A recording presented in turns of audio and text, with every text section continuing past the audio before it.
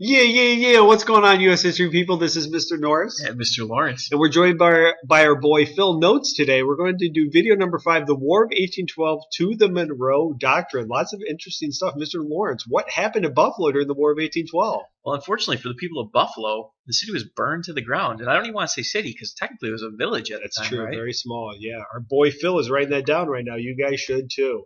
All right, so let's talk about United States foreign policy after George Washington. Read along with me, please. After we established ourselves as a new nation and established our new government and constitution, and we had to pay close attention to foreign policy. So this is Washington's job. Washington's proposal, what was it to approaching foreign policy, and what was his beliefs, Mr. Lawrence? Well, remember, George Washington, on his way out of office after his second term, remember that two-term tradition? Ooh, two-term. That sounds familiar. Do you know what amendment, Mr. Norris? 22, I believe it was. That's right. He warned us of two things, political parties and foreign alliances. So once again, Washington was not a supporter of the United States entangling itself within foreign conflicts. But he was someone who supported trade. He felt that making money with other countries was a good idea. It could build positive relationships with countries. Trade is good. War is bad. War is bad. All right, so let's talk about the War of 1812, which is often called America's Second War for Independence. Who was our opponent? Well, if it's called the Second War for Independence, I'm thinking it might be the British, and it was the British. There you go. So the British are the enemies, round 2 of this war.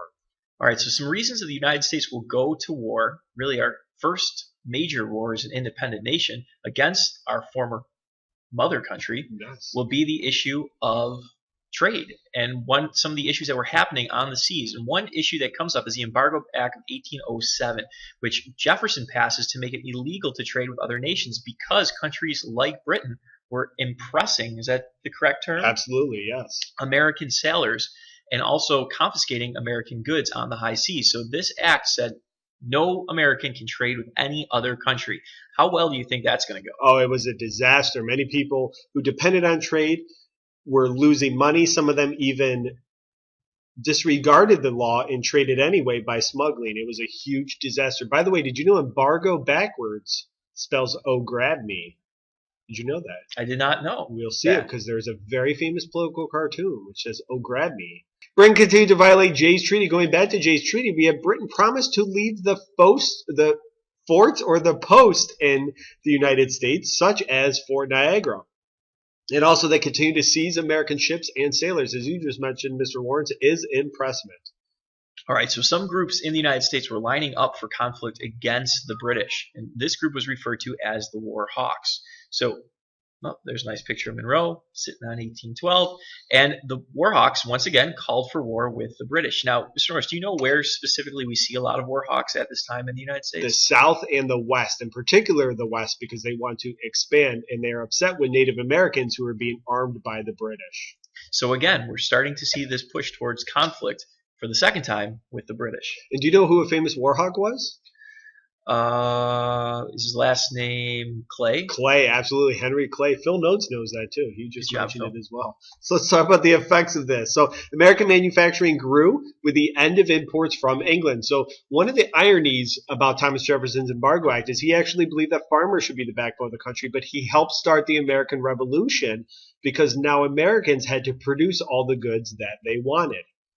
So another effect of this conflict that develops will be Federalist opposition to the war made the party irrelevant. So this one of the first political parties that we've been studying, the Federalists, will really kind of go away because Americans realized their strong opposition to the War of 1812 really made them look a little weak, right? Absolutely, yeah. There's a huge sense of nationalism, and people are wondering, why are you complaining during this time? Natives who allied with the British, they lost, and it made it harder for them to prevent American expansion. We will see that Louisiana Territory, really Americans will, in large numbers, begin to populate that area where Native Americans are. And sadly for them, they will continue to be pushed west as America expands. The fourth effect is the issue of borders between Canada and the United States. So the U.S. will also acquire California and Spain. So we see much more defined borders. And again, at this time, Canada was still part of the British Empire, and it was very important that an independent United States had clear boundaries between what was once their mother country and their empire and now their new independent land. Absolutely. So we have a future president, Andrew Jackson. Here he is at the Battle of New Orleans, which is coming up on the 200th anniversary. January 8th of 2015 will be the 200th anniversary. He becomes an overnight sensation. This is one of the most lopsided victories in American military history. The British lost something like 2,000 casualties to the Americans, 73, I think it was. And most of those casualties for the Americans were injuries, not deaths. He absolutely whooped the British in New Orleans. Or 21 casualties. I was wrong. Now, one unique thing about this battle, Mr. Norris, that I was studying was that the Treaty of Ghent ends the War of 1812, correct? Yes, it does. So if you look at this, it says the Treaty of Ghent was signed December 24th, 1814. But the Battle of New Orleans started on January 1st, 1815. That doesn't really line up. Yeah, why were they fighting if the war ended already? I don't understand that. Well, we have to realize it was the early 1800s, and the idea of quick communication with cell phones, internet, email, all that fun stuff did not exist. So if there was going to be a treaty signed in Ghent, it's going to take a while for it to reach the United States or even Britain. So these armies are still lining up and ready for battle, assuming that the war is still going on. So Henry Clay, who was in Ghent as part of the commission to sign the Treaty of Ghent, could not tweet James Madison to let him know that the war was over? He could not at this time. Well, what do you think his tweet would say? War's over, bro. We won. That's concise. How many characters would that be? That's under 140, so that would work. All right, cool. All right, so we have Western New York and the War of 1812. You alluded to this in the beginning of the video that Buffalo was burned in response to Americans burning down British towns, which we will see in class.